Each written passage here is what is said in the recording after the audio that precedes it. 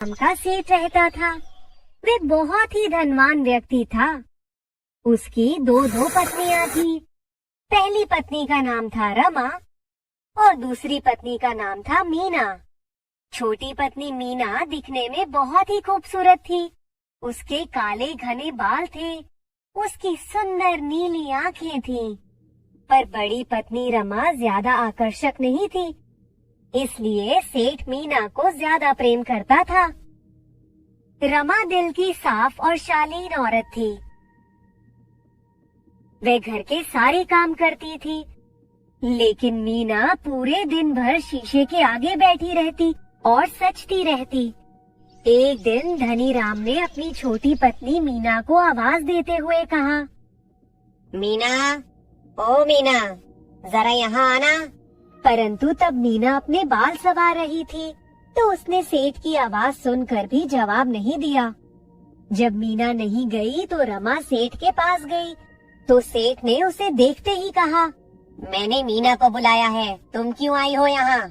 मीना अपने बाल संवार रही थी, तो मैं आ गई। कोई काम है तो बताओ। तभी मीना भी वहाँ आ गई और आते ही रमा पर चिल्लाने लगी, मुझे आने में देर क्या हो गई? तुमने तो मेरी शिकायत करना ही शुरू कर दिया। नहीं नहीं, मैं तुम्हारी शिकायत नहीं कर रही थी। मैं तो बस हाँ, वो सब मुझे पता है, चापलूस कहीं की। हाँ। उन दोनों में झगड़ा बढ़ता देख धनी राम ने रमा से कहा, अरे रमा, तुम ही रहने दो। क्या छोटी छोटी बात पर झगड़ा शुरू कर देती हो?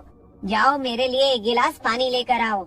जब रमा पानी लेने के लिए गई तो धनी राम ने मीना से कहा, सुनो, मैं व्यापार के लिए दूसरे शहर जा रहा हूँ, 1 महीने बाद लौटूंगा। पर तुम ये बात रमा को मत बताना, क्योंकि मैं चलते समय उसका मनहूस चेहरा भी नहीं देखना चाहता हूँ।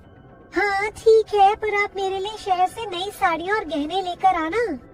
उन दोनों की बातें रमा ने चुपके से सुन ली थी और सेठ की ऐसी बातें सुनकर उसे बहुत बुरा लगा। पर फिर भी उसने भगवान से कहा, हे भगवान, मुझे कुछ नहीं चाहिए, बस मेरे पति की रक्षा करना।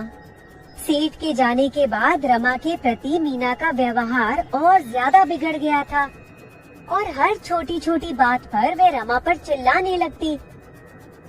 एक बार दोनों में कहा सुनी हो गई तो मीना ने रमा से कहा, तुम कुरूप हो, तुम्हें कोई प्यार नहीं करता, तुम किसी भी काम के लायक नहीं हो।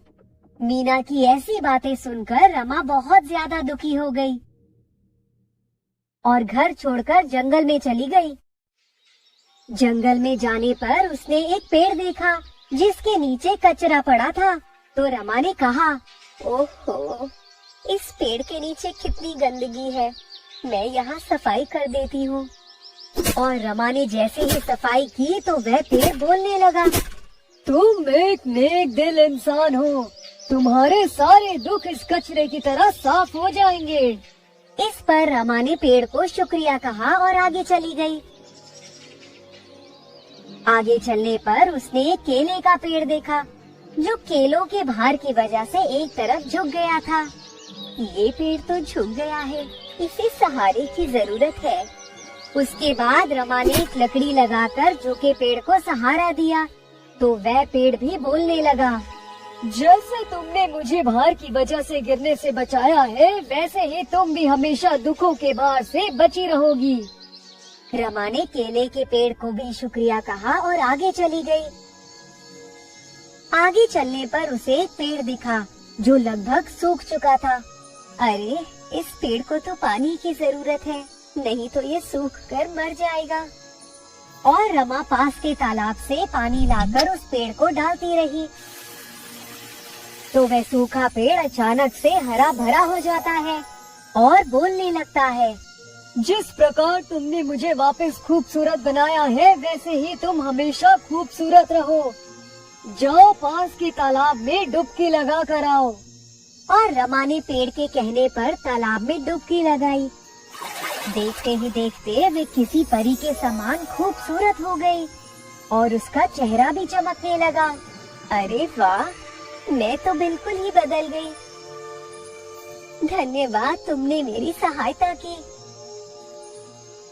और फिर रमा जल्दी से वापस अपने घर गई। तो मीना उसे देखकर बिल्कुल चौंक ही गई। तुम तो बिल्कुल ही बदल गई हो, आखिर तुम इतनी खूबसूरत कैसे हो गई? तो रमा ने उसे सारा वाकया सुनाया तो मीना ने कहा, मैं भी वहाँ जाऊंगी और तुमसे भी ज्यादा खूबसूरत जादुई चेहरा लेकर आऊंगी। हाँ। उसके बाद मीना रमा के बताए रास्ते पर जाती है तो उसे भी वही पेड़ दिखते हैं पर उनकी तरफ ध्यान नहीं देती। तो एक पेड़ ने खुद मीना से कहा, मेरे आसपास बहुत कचरा पड़ा है, तुम थोड़ा साफ कर दो। तो इस पर मीना ने कहा, मैं यहाँ कोई सफाई करने नहीं आई हूँ, तुम बस मुझे उस तालाब का पता बता दो जो जादुई चेहरा देता है। और इस तरह मीना सभी पेड़ों को उनके काम के लिए मना करती गई और तालाब का पता पूछती गई और फिर अंत में वह तालाब तक पहुँच ही जाती है। तो वह झट से उसमें डुबकी लगाती है तो वह खूबसूरत होने की बजाय कुरूप हो जाती है। ये देख मीना चिल्लाने लगी, तुमने मेरे साथ ऐसा क्यों किया? तो पेड़ों ने जवाब दिया, ये तालाब वैसा ही चेहरा देता है जैसा तुम्हारा मन है। तुम एक बुरे और घमंडी मन की इंसान हो। तुमने हमेशा अपने रूप पर घमंड किया है और रमा के साथ बुरा बर्ताव किया है, इसलिए तुम्हें ये मिला क्योंकि तुम इसी की हकदार हो। इनके बाद मीना अपने किए पर बहुत दुखी हुई, परंतु रमा सेठ के पास रहती और मीना अपने किए पर रोती रहती। देखा, किसी के साथ बुरा व्यवहार करने का फल कितना बुरा होता है। हाँ, अगर मीना कभी बुरा बर्ताव नहीं करती तो उसे भी खूबसूरत वाला जादुई चेहरा मिलता और खुशी से रहती।